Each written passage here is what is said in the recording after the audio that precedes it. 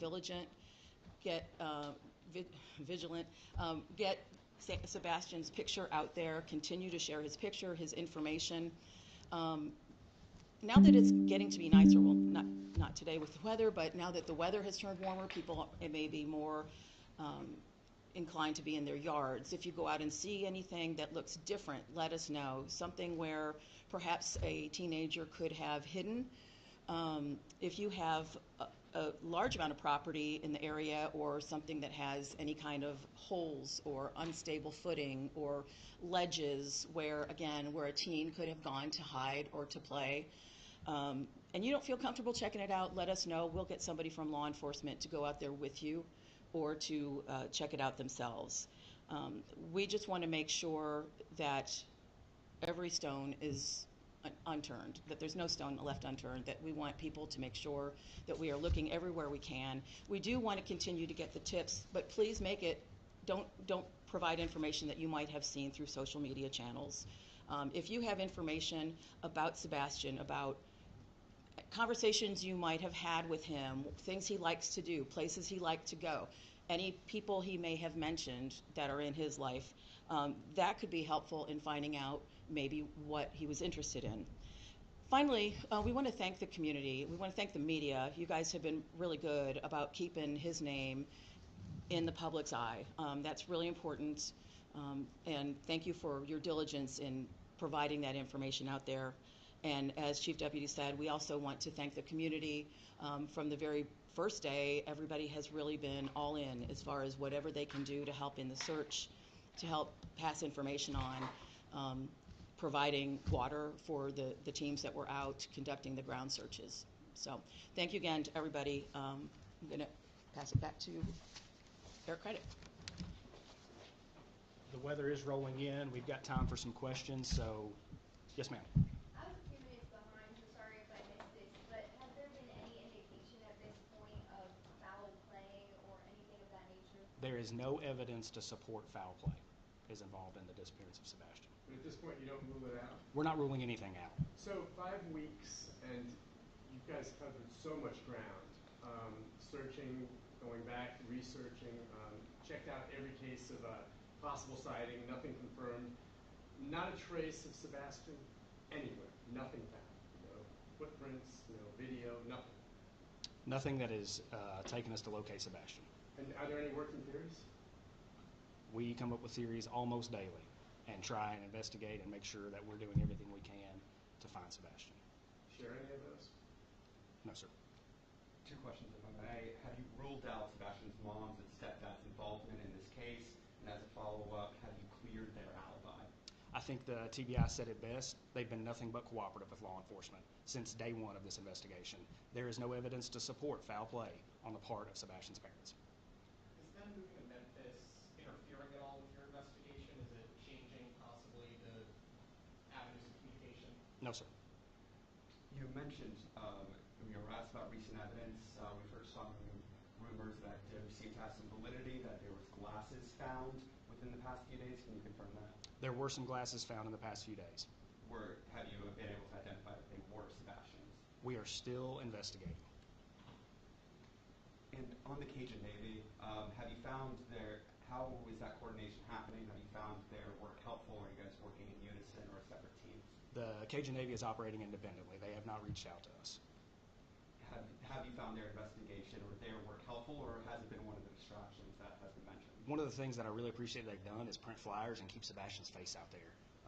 It's my hope that one day somebody sees something and calls in and this case breaks wide open and we find Sebastian. They claim they've received threats. To your knowledge, have they filed any police reports or reports to the Sheriff's Department documenting any of these alleged threats? No, sir.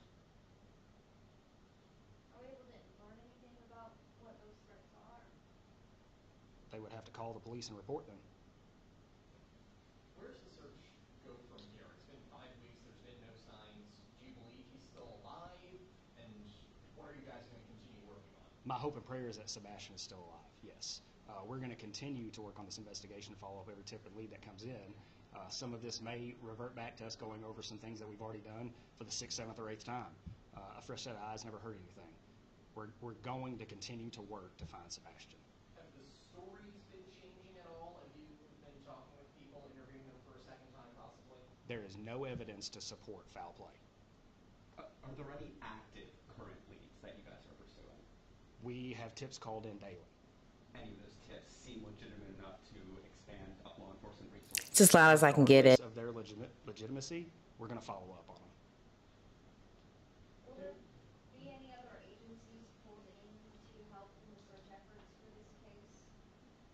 I'm certain there will be. You met with the biological father and mother this past week. Is that at their request, your request? Is that just re-interviewing them again? That was at the request of law enforcement. It's not uncommon to talk to the family in investigations like this. I've got time for one more question. Just overall, how has this investigation impacted the morale at your department, especially with all the scrutiny coming online? Let me put it to you like this. If my kid was missing, this is the team I'd want on. The men and women of the Sumner County Sheriff's Office, of the Tennessee Bureau of Investigations, the FBI partners, the other local agencies, the Secret Service, everyone who's had a hand in this case is doing everything they can to find Sebastian. Morale's high. We are here. Secret Service. Thank you all for being here today. Thank you for keeping Sebastian in the public. Please continue to publicize this photo. Thank you all.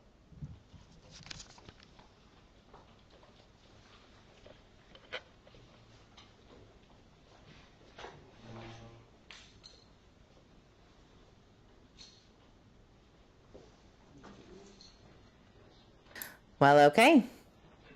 I need to go back to the beginning and see if there was anything missed. I'm really shocked that News Nation had such shitty audio. Right?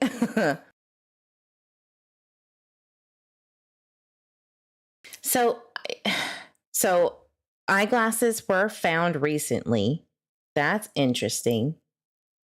Let's see if they've made it live. That's interesting. They said no foul play was involved, and our parents are fully cooperative. Searches are ongoing. The Secret Service is throwing me. The Secret Service? I thought that was for, officials, top dog officials, maybe like White House level, but maybe I'm just not privy to that. I've never looked up what all the Secret Service does. Well, that was interesting.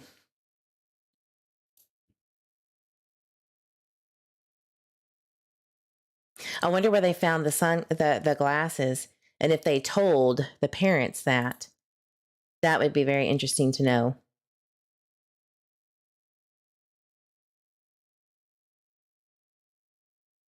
Well, all right. Let's see if they have a replay of that. Not yet. So let's look at chat and see what you guys have to say.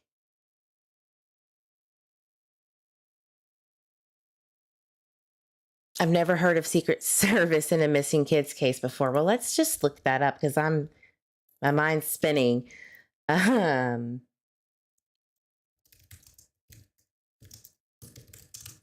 see what they do. Did he misspeak? I don't know.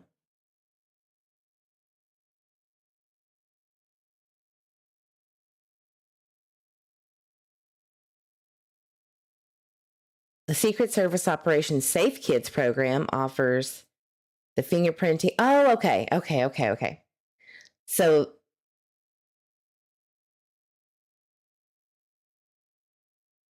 Congress provide forensic and technical support to assist all U.S. law enforcement agencies and the National Center of Missing and Exploited Children, NCMEC, with their investigations of missing and exploited child cases. So George Bush signed the Protect Act of 2003, also known as the Amber Alert Bill, which expanded the authority of the Secret Service to provide forensic and investigative assistance and support of any investigation involving missing or exploited children. Secret Service has had a long-standing partnership with NCMEC So that's where this Operation Safe Kids comes into, with the fingerprinting, photos, biometric data that you could go and I would suggest doing this if you have little ones, so that if they go missing, they have the most up to date. Yeah, that makes sense. Well, that clears it up. Because I was really like, what? What is you talking about? Secret Service, secret agent, man. But Dolly was playing a interview with that Craddock sheriff's office law enforcement officer. I don't know if he's the sheriff, but that was interesting. Are you serious? All right, WKRN. Let's see what they have to say.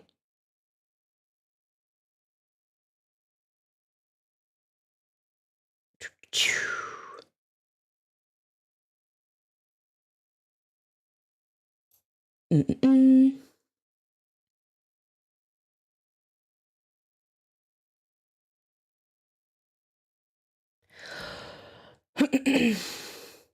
Is there a video?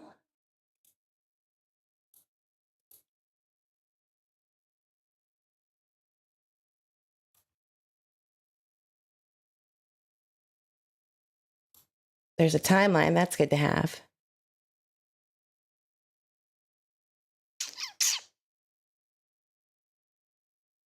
It says here that numerous search warrants were issued within the first week of his disappearance, with cell phone data analyzed and any other available digital evidence searched and documented. Officials scaled back the ground search on Monday, March 4th, which that's true, per the dispatch audio anyway, stating that they were transitioning into an investigation. So they must have found something at that time. There was something that was going on. Then on March 7th, they searched a landfill in White Plains, Kentucky, where trash went from Sebastian's neighborhood. I want to talk about this. I'm actually going to pull up Jules, this creator that I have recently found through Deets on the Streets.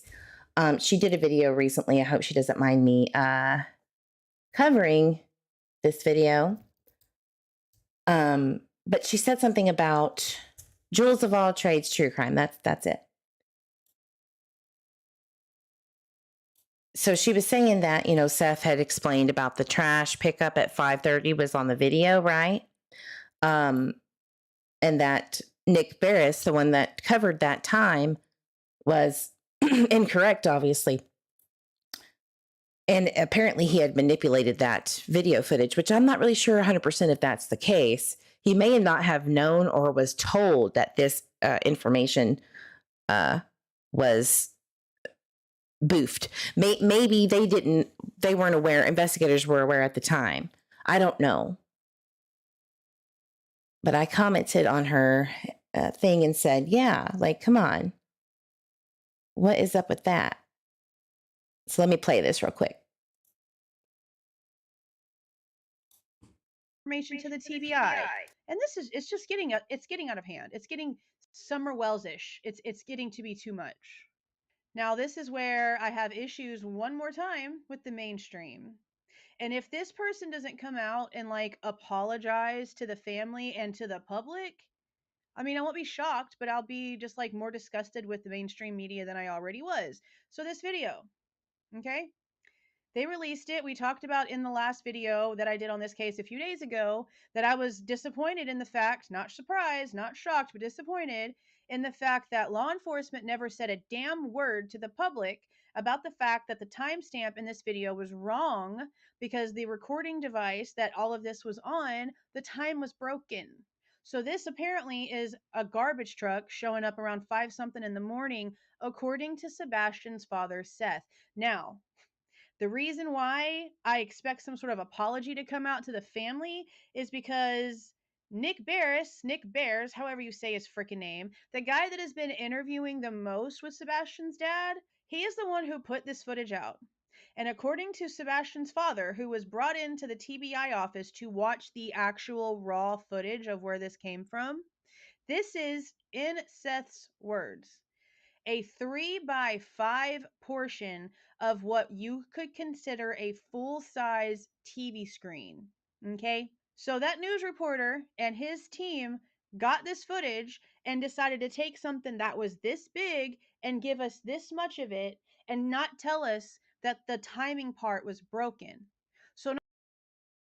So, and that's from what I'm understanding. We have to go and look really quickly. We have to go and look at what the original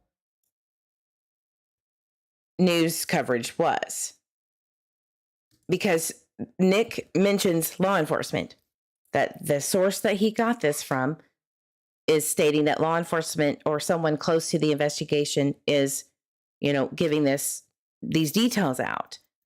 So let's review it and see why there's a boofing of the time. Maybe did he get his information from someone close to the investigation or within law enforcement? Right? I don't know. And I haven't heard anything from him. And also, I mean, there is footage of the full screen. We begin with a surprising development in the search for 15-year-old Sebastian Rogers, who's been missing for 18 days. An exclusive look at new video evidence. Thanks for joining us here at 6. I'm Rory Johnson. And I'm Hunter Hoagland. A lot to get to here tonight. Authorities have... It is believed Sebastian left his home barefoot and with a flashlight sometime overnight. Since his disappearance, authorities have reviewed security video from homes in the neighborhood looking for clues. We have had several clips that have come in. And this one is getting the most attention, showing signs of activity around Sebastian's home the night he disappeared. You see, 2 light sources, which we've circled to help you follow. For point of reference, the security camera was pointed toward the back of Sebastian's home in a common area. In the video, you see subject 1 with a light source in the lower right-hand corner. Then you see subject 2 briefly appear and move toward the first before that light source is covered or obscured by bushes. Subject 1, a few seconds later, then moves out of frame. Then subject 2 reappears and follows subject 1 off screen. So my question, honest to God, because I've already proved that trash doesn't start until 6. Or they're not supposed to start until 6 per the contract details with Waste, whatever they're using, Waste Pro. So they start at 6 and they end at 8, or when it gets dark, whichever comes first. I've already proven that from the website. So why would trash be there at 5, 5:30, whatever time Seth said that they were there? Did they call another company?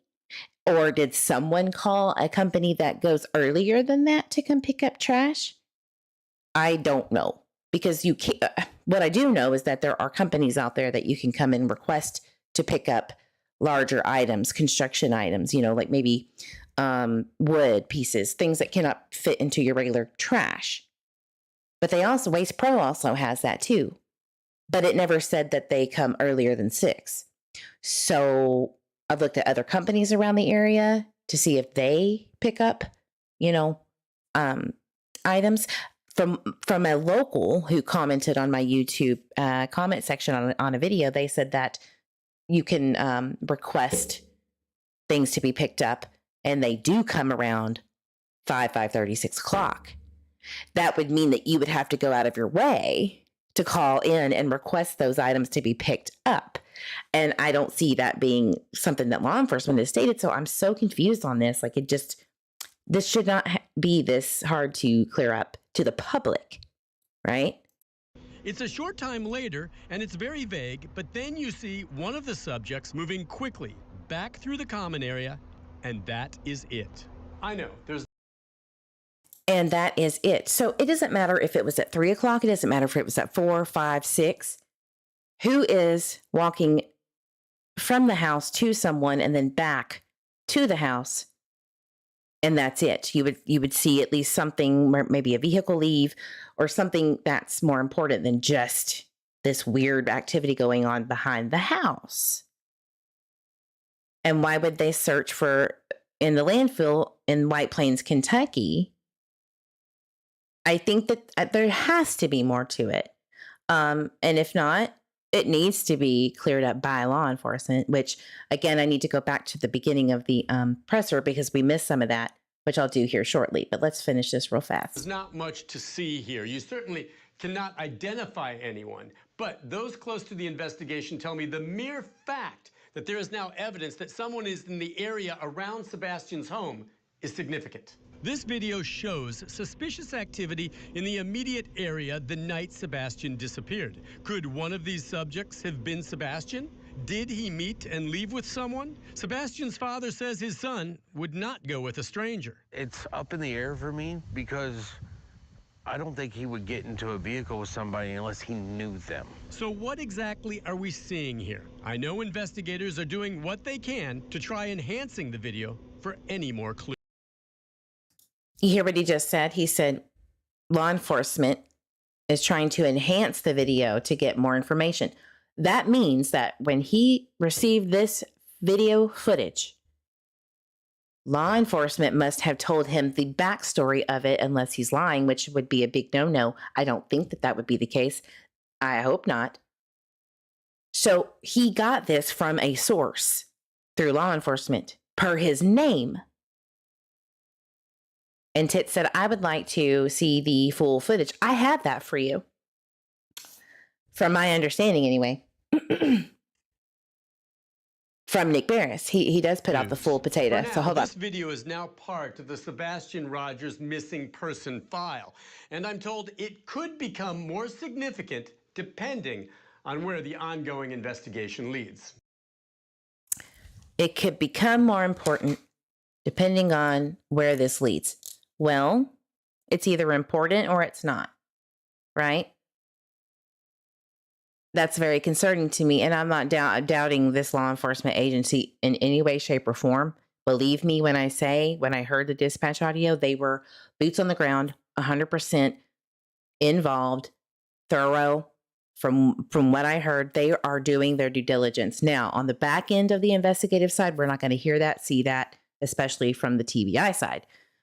So I don't know if there is some contingency on this damn video, but he's stating he's getting information from law enforcement that, depending on how the investigation goes, this could become more significant. It doesn't make sense to me.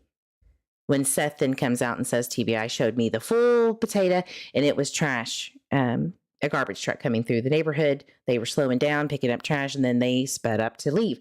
Not that I'm doubting that's what Seth was told, but I'm still confused, right, about the details on that. We'll be following that. Nick Barris, News Channel 5. Thanks, Nick. Of course, the search for Sebastian. I'm so confused. So let's look at the video of the full screen.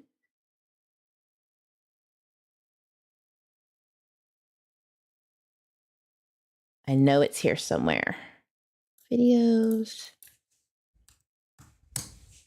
I have it on my, yeah, it's right here. My video popped up. It's crazy. I think that my video might have caused a little bit of ruckus because of the theory that I had, right? And even if it was at 5, 3, 12, it doesn't matter. What I put out here is, in my opinion, accurate. Here's the full picture. Now, I actually cut it out. But the video, the footage that was released, shows the cars, the vehicles. And I think the only reason why they cut it out was to not show the vehicles of the person's ring footage, okay?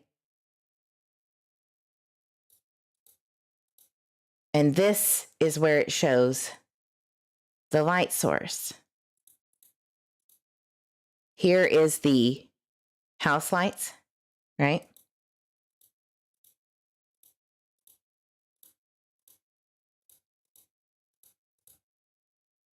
So there really isn't much difference. Now, okay, there may have been from somebody on TikTok who has this footage as well, they said something about it looks like a car is part. Now this is just speculation. I am not saying this is true, but they were saying that there was a car maybe parked on the other side of the road, like when you enter into the neighborhood, take a left onto Stafford. Let's see if I can find it.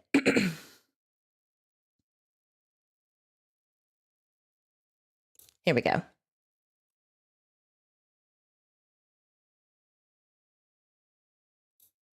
So here's the lights on the back of the house, on the garage.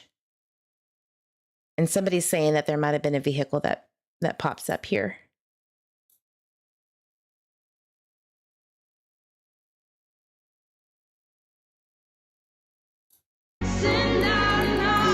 Jesus Christ. Sorry.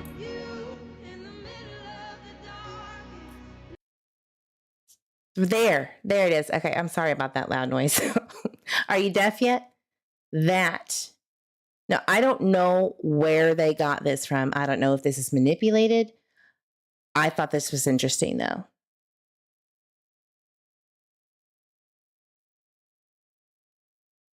Reflections on the door garage. The light is a reflection. Pay attention to the corner. Zoom in if you have to.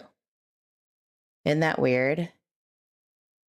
Looks like car lights. But I think that's what, this is where I think, if this footage is true, I think that this is the garbage truck that he was speaking on. And we did not see that. Does that make sense? I didn't see that. I didn't notice that.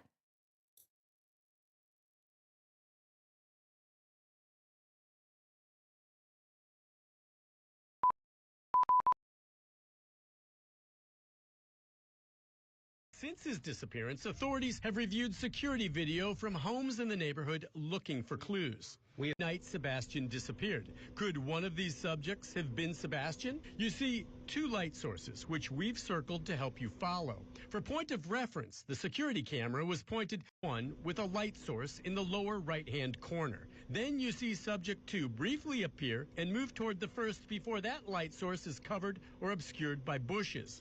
Subject 1, a few seconds later, then moves out of frame. Then subject 2 Well, I'll be damned. It's right there. Now, you could hear the what sounds like a garbage truck. But what if that is completely different?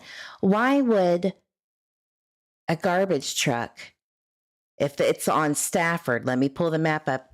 I'm just realizing this, it's hitting me all at once, that this is what is the confusion, I think. My theory and speculation only. Does that make sense? You were struck for that song. I know. I'm going to have to mute it. That makes a freaking sense to me. I think I'm understanding the confusion now. I get it. So I feel like the footage is coming from this house. I'm just going to say it. I think it's coming from here. Sorry about this, but yeah.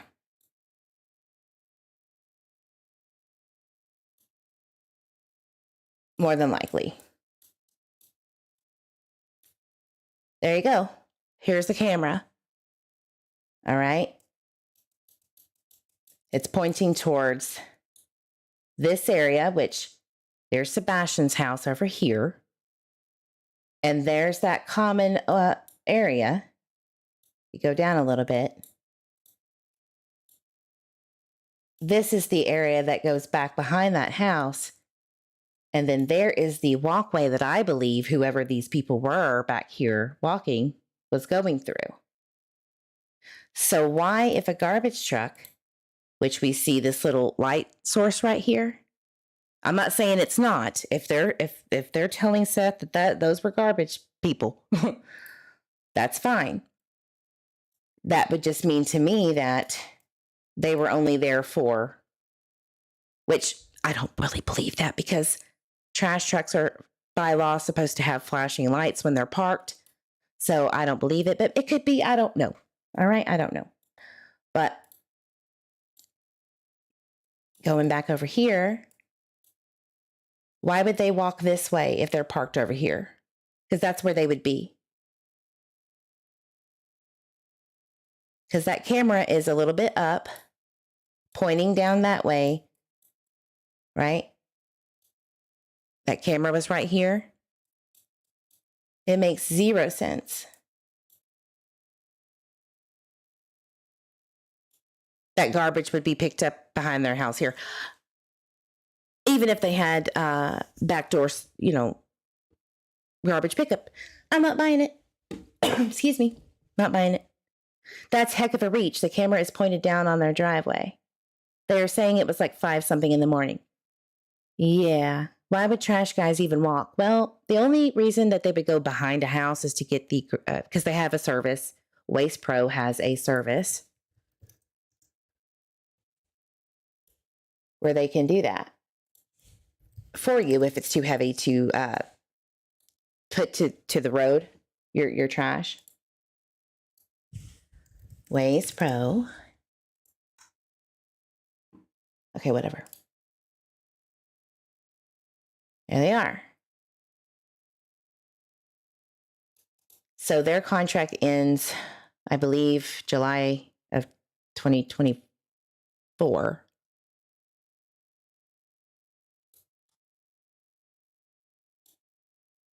I don't care about the history.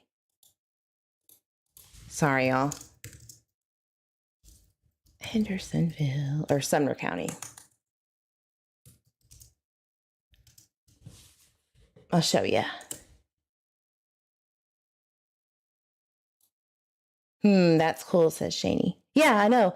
I didn't know that we actually had that after learning about this.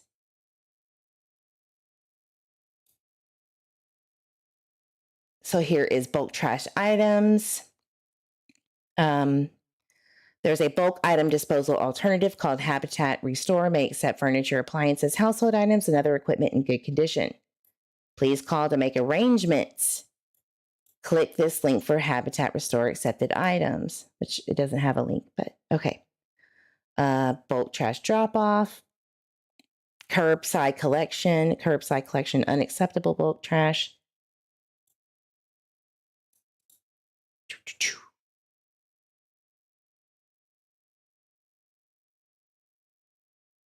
Normal hours of operation, 6 to 5, 7 to 4. So even if they could pick up, solid waste disposal, which I don't believe that's ever been mentioned, it would start at 6. Right? So that's not it.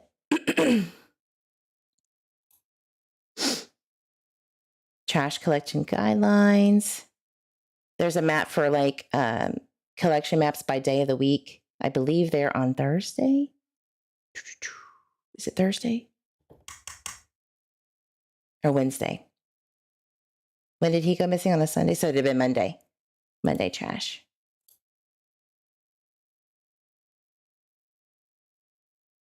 Yep. Okay.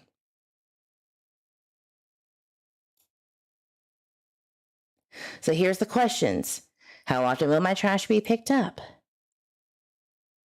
Wet waste will not be picked up. What is the container size limit to be serviced at back door?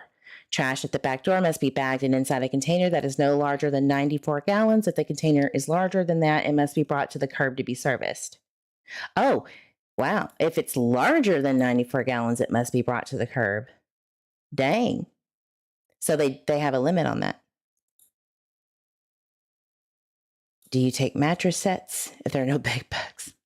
You have to call to get mattresses picked up. Remember when they were like, do you have any new furniture in your house? And there was like a bed that was given to Chris. Remember when Chris Profit said that? Weird. Let me check him in chat before I keep going. Excuse me. I'm going on rabbit holes. Eve, you should listen to the lad where Chris' ex-wife speaks. Yeah, I did. I heard a lot. That was a lot. I heard that he is capable of harming children per his baby mama, who lives in Arizona.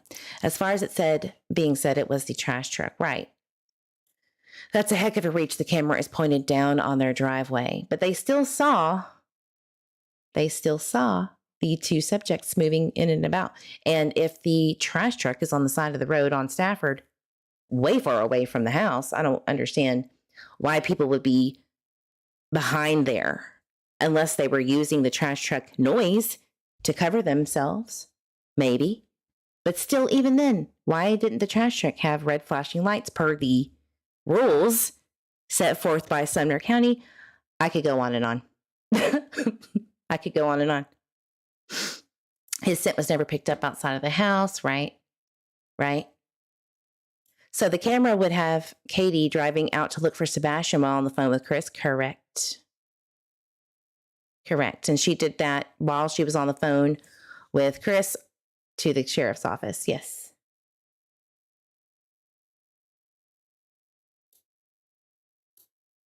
Residents may use any size container they desire. 95 to 96 gallon containers must go to the curb. Trash at the back door must be bagged and inside a container that is no larger than that. All trash at the back door must be in the trash can with a lid. Containers and bags placed curbside or back door should be placed away from personal vehicles or property to ensure safe collection. So I don't think that this is it. I don't. But this is what I was going to get at. Will my trash be collected at the same time every day? No. It may vary. However, hours of operation, collection of residential refuse shall not start before 6 a.m. or continue after 8 p.m. I don't know how much clearer I could get on that. Trash does not start until 6. Residential, normal trash, even if it's backdoor service, is at 6 a.m. So why is there trash trucks at 5:30? The only thing that I can think of is the bulk trash, the trash that is not to be picked up by residential trash. Does that make sense? Katie's car was always kept in the closed garage. That's what she said. That's what she said. Yep. The police can say anything to them to protect an investigation. Yes, they can. Absolutely. What I'm trying to say is that I'm not saying Seth is lying at all. I think he's telling the truth, and I think that they explained the situation. It still does not explain the two subjects in the back. And I think maybe when he said you're not asking the right questions, I don't remember anybody saying specifically, did they tell you who the subjects were? Did they ever find out what the subjects were and what they were doing? Were they involved in the trash pickup, etc.? Not asking the right questions. I doubt he's going to be able to tell us that. But if he says, I can't tell you that, then we will know there's something more to it. Nick Barris said it. The investigation will turn a different way based on how it goes with this footage in mind. I'm not letting it go. A lot of people are like, Eve, Seth already said it was cleared. No, he did not. He absolutely did not say that. And the receipts that I'm showing shows that. Right? Right, Amanda? Yeah, he's being, I believe that. I believe he's being very open and honest, and he didn't have to tell us anything. But I do believe that footage, maybe if there's one over here, maybe, I don't know. But I believe it to be that, because it looks like in my video the vehicles. But I am interested to know if what right here, if that is a vehicle and not a garbage truck. All right, that's what I was trying to get at. The long version. So let's see if they updated and posted the news briefing.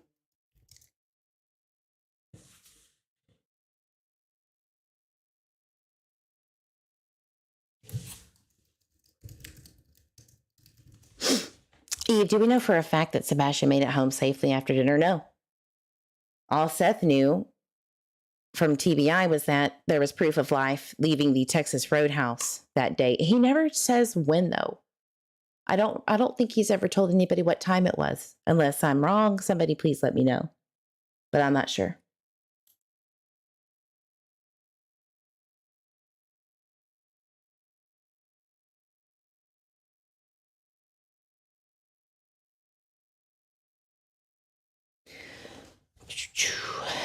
Where's the video?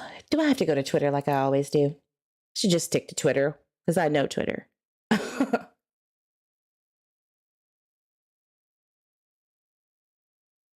There. Look.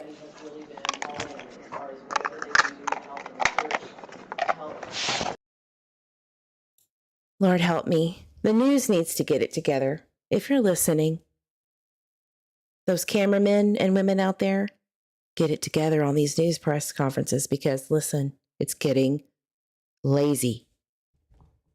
It really is. I'm sorry. The weather is rolling in. We've got time for some questions, so yes, ma'am. I was a few minutes behind, so sorry if I missed this, but has there been any indication at this point of foul play or anything of that nature? There is no evidence to support foul play is involved in the disappearance of Sebastian. But at this point, you don't rule it out. We're not ruling anything out. So 5 weeks, and you guys covered so much ground, searching, going back, researching, checked out every case of a possible sighting, nothing confirmed, not a trace of Sebastian anywhere, nothing found, no footprints, no video, nothing. Nothing that is taking us to locate Sebastian.